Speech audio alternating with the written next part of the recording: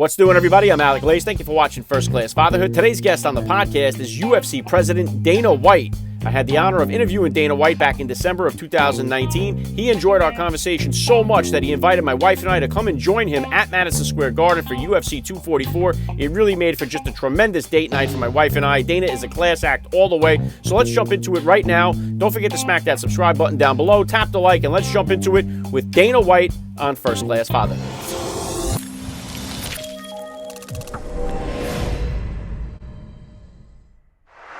Joining me now, First Class Father Dana White. Welcome to First Class Fatherhood. Thanks for having me. All right, let's start right here. How many kids do you have, and how old are they? I have 3 kids. My oldest is 18, my son, and then my other son is 17. They're exactly a year apart, and then my daughter is 13. Wow, okay, awesome. What type of sports or activities are they all into? Well, my oldest plays football, and my younger son played football and he fights, he boxes. And then my daughter is into gymnastics, cheerleading, and she's a really good volleyball player. Okay, yeah, very cool. Do you ever get involved with coaching at all, or do you like to enjoy all that stuff? No. I don't do the coaching thing, man. I have people that are really good coaches coach them. You know, the father kid coaching thing. Sometimes it works out, but most of the time it doesn't. I've seen a lot of bad experiences with parents coaching. Yeah, I hear that. All right, if you could, Dana, please just take a minute here to hit my listeners with a little bit about your background and what you do. My name is Dana White. I'm the president of the UFC, the Ultimate Fighting Championship. Me and my partners, the Fertitta brothers, bought the company 20 years ago, and have been involved. I've been involved ever since. We sold the company to WME IMG in 2016, I think, and I stayed on as an owner and president for the last however many years it's been, 3.5 years. Yeah, it's been an incredible journey that you've had here with the UFC. About how old were you when you first became a dad, Dana, and how did becoming a father kind of change your perspective on life? I think I was 31. I was 31 when we had Dana, my first son. And, when you have a kid, it changes everything. It changes the way you look at life. It changes the way you look at, what you want. It's not about you anymore. It becomes about them. And I don't know. It's the greatest thing that you can do. It's really you realize why we're here. We're here to become parents and to raise children. Yeah, very well said. And you've obviously had massive success here with making the UFC what it is today. But I know that comes with a lot of hard work. So what were some of the challenges of being a dad while building the UFC? The biggest challenge in being a father and doing, not just building a business, but whether you work or whatever it is missing things, whether it's their play at school or their big game that weekend, whatever it might be, or, them walking or whatever, those are the things that are the hardest, are missing things. I've been very fortunate in that, we have like the largest production company in Nevada. So I didn't miss anything. If I had to be on the road, thank God for technology, because I would stream their games live or stream a play or, whatever it might be. I got to see everything. So I think that's the toughest part in being a parent. You don't have to be building an organization like the UFC. You can be a guy that has to go to work, every day and pay the bills and miss these certain amazing things in your kids' lives that you would rather see. Yeah, right on with that. And what about discipline, Dana? What type of disciplinarian are you as a father, and is it different than the discipline style you grew up with? Yeah, it's the exact opposite of what I grew up with. I've never beat the shit out of my kids. I've had the shit kicked out of me a few times when I was a kid, and I don't think it made me. I shouldn't say that. I think there's some, the fear of the ass kicking might have made me, stop doing something that I was doing or not do something because of it. But it wasn't as a father, what I believed in. I feel like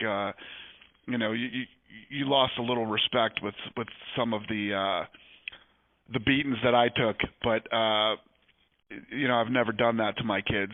And there's a certain age where your kids don't fear you like they did when they were younger, so it makes it a little tougher to discipline them. And especially my son Aiden, who has fought and trained and things like that. He's too tough for that shit. He's too tough for me to try to play that that role with him. So I just try to reason with them, and it works with some kids and others it doesn't. Like my oldest son Dana can be reasoned with. My younger son Aiden is a little tougher to deal with, because much like me, at a very young age, he started becoming his own guy. There's just a certain age where your kids start figuring out who they are and who they want to be and what they want to do. Or you have your kids that are confused and don't know who they are or what they want to do. So I think there's different ways to discipline different kids.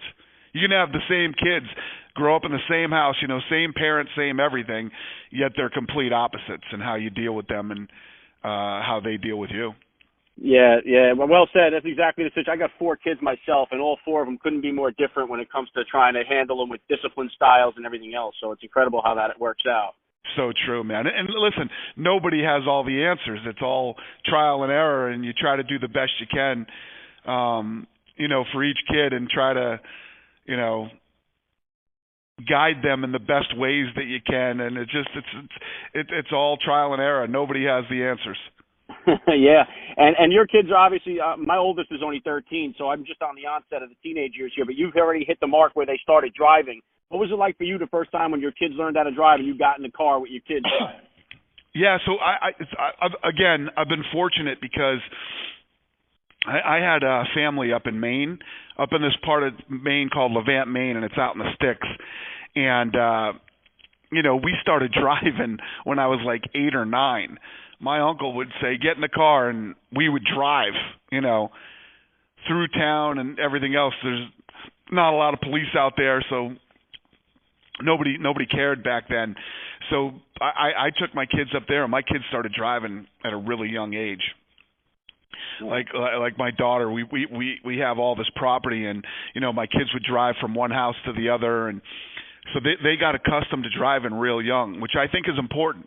Tough to do in a city like Vegas or New York, Chicago, Boston, stuff like that. But, I had them doing it young. So my son, Dana, when he started driving, I wasn't too worried about it. He was a good driver. I felt confident and comfortable with the experience and the practice that he had up in Maine, and some stuff we did in Vegas, too, in our community, driving around. And then my younger son, Aiden, who's 17 now, still doesn't have a license.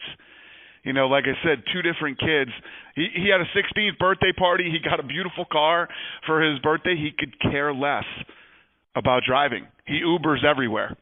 Yeah. He Ubers or his friends pick him up. He could care less about driving. So those are the 2 experiences. And again, like most fathers, I'm more nervous about my daughter. She's 13. We got a couple of years to go with her, but when she starts driving, that's the one that's going to make me nervous. Yeah, right on with that. My daughter's my youngest, too, out of the 4. She's only 5, so I got a ways to go there. But I drive Uber on the weekends, Dane, and I see it all the time. I see kids that are older that don't even didn't even bother to get their license, and it's kind of mind-blowing to me because that was always like the big thing you thought of when you were a kid when I was growing up. It was the only thing you thought of. You didn't care about anything else. Listen, there's 2 things that I knew when I turned 16. A, I wasn't getting a car. But B, I was getting that license, Your license was everything when we were growing up. It was your sense of freedom. Like, you had a driver's license. You could do whatever. Even if you didn't have a car, you got your license. These kids today don't give a shit. It's the craziest thing ever. One of the other things that I notice, obviously, all the time when I drive them around is that they don't communicate with one another. The heads are in the phone. I know I see your one son has an Instagram account. How do you kind of monitor and handle all the social media and the technology with your kids? Yeah, that's a great question. It was one of the things that my wife and I, sort of didn't agree on when they started to get older. They started wanting to be on social media. And there's so many nasty people on social media and things like that. But I said, listen, the kid's got to get used to it. You know, people are going to talk shit to him and say bad things about me and you know, whatever it might be. But it's the future. It's where they're going to live and where they're going to communicate with their friends. They got to get used to it. And I think it's gone pretty well. My kids are pretty level-headed, and you know they'll come to me and say, "Hey, this guy just said this about you," and I'm like, "Yeah, well, get used to it, guys. People are going to say a lot of things," and they've handled it pretty well. Yeah, I think Twitter is the word. I've only been on there since I started this podcast up, and since I've been on there, it seems like Twitter is really where all the nastiness really is the worst of all of them. Oh, there's some pretty nasty ones on Instagram too. You know, you're always going to have these. I call them nameless, faceless cowards. Most of them are people who have private accounts. If you notice, most of the stuff that's nasty comes from people with private accounts, and you know, you have to consider the source when you're reading the stuff from people like that. Yeah, definitely, 100%. And what about as far as the fighters in the UFC, Dana? As far as fathers go, do you notice any difference in the guys that are family men that are fighting as opposed to that single guy or that lone wolf fighter? Oh, absolutely, yeah. And you notice a difference in guys that were single and had no kids, and then when they end up having kids, it changes you, man.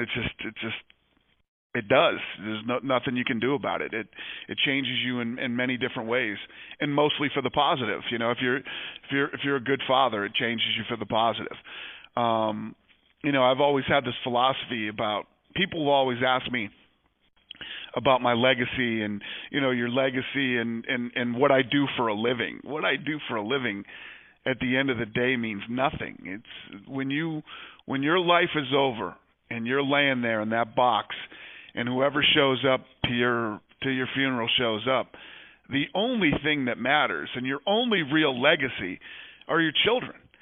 And, you know, hopefully you've lived a life and done things right, and they get up and say, he was a great father.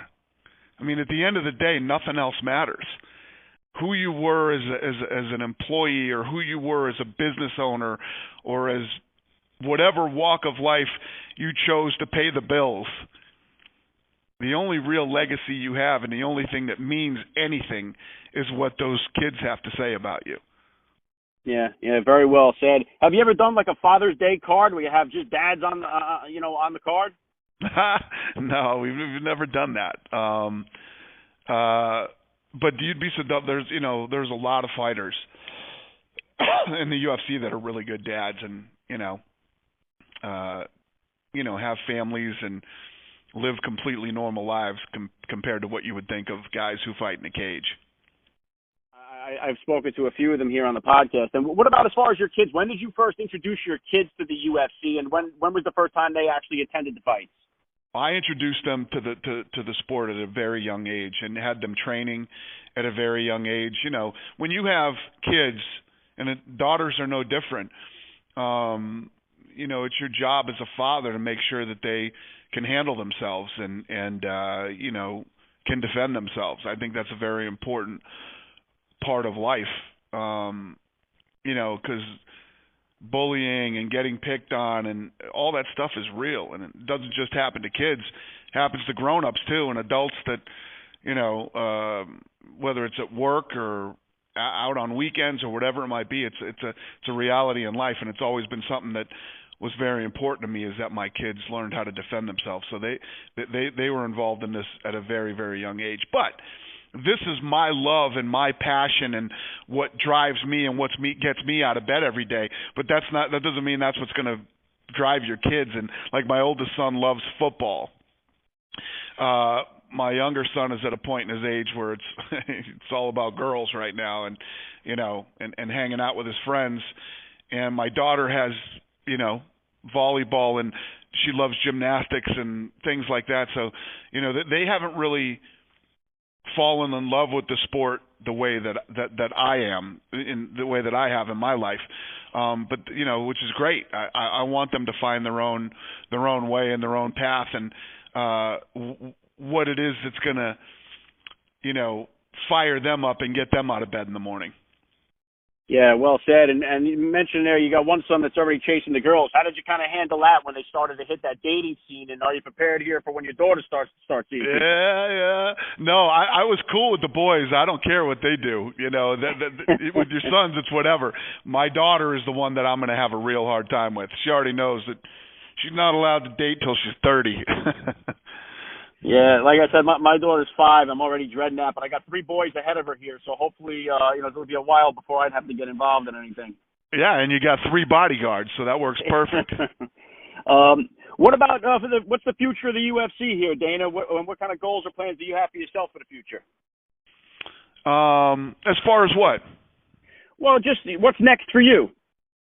Listen, what's next for me is what's going on here. We're continuing to grow this sport and this brand and going into other countries. We're going into France this year. This last year, we got a fight coming up in Korea, and a new market in Korea, Moscow. You know, continuing to grow throughout Russia and the Middle East. Africa is taken off for us because we have an African champion. And the list goes on and on, man. This is what I love to do. This is truly my passion, and I'm just as fired up every day now as I was 20 years ago. So I'm going to continue to do this. My son graduates. This is his senior year. It looks like he's going to head out and go to USD. So it looks like I'm going to be spending a lot of time in San Diego over the next 4 years, and whatever school my younger son decides to go to. You know, just moving on into that next chapter of my life with my older boys in college. Yeah, very and cool. And my daughter heading to high school. Yeah, I got one going to high school next year too. I'm kind of bracing for impact for that myself. But we got UFC 244 this weekend here. We almost didn't have it. What happened there, and what can we expect to see here this weekend? Well, it wasn't as close to not happen as people think it was. You know, things happen. There's other stuff going on with this card right now behind the scenes that the public doesn't know that we have to deal with. We always have to deal with some type of bullshit behind the scenes leading up to a fight. And, you know, one of the things that makes us the best in the world, not just the best in the world, the best to ever do it is, you know, we usually figure it out and the fights go on, whether it's with a different opponent or whatever the case may be. But, you know, we're used to dealing with this stuff. Yeah, very cool. All right, last thing I want to hit you with here, Dana. I love to ask all the dads that I get on the podcast, what type of advice do you have for that new father or for that about-to-be dad who's out there listening? Well, I think my best advice would be when you have a baby, it's always really hard, in every sense of the word hard. You're not sleeping much. Financially, it becomes very, very tough. You know, it's very expensive, but it's the greatest thing that you will ever do, and it only gets better. You will figure out the financial side, and you will figure out time and sleep and all that other stuff. It gets better every single day, and it is the most rewarding thing that you can do in life. There is never a right time. You know what I mean? If you say I got to wait for the right time, there's never a right time when you have a kid. You just gotta jump in with both feet and roll with the punches, man. It works out, and it's the most rewarding thing you can ever do in your life. Yeah, very well said. I love the message. This has been an honor for me. I got to say, Dana White, you're a first-class father all the way, and thank you so much for giving me a few minutes of your time on First-Class Fatherhood. Perfect, man. Thank you, and congrats. Seriously, I mean it. What a cool podcast concept, and I love it. Continued success.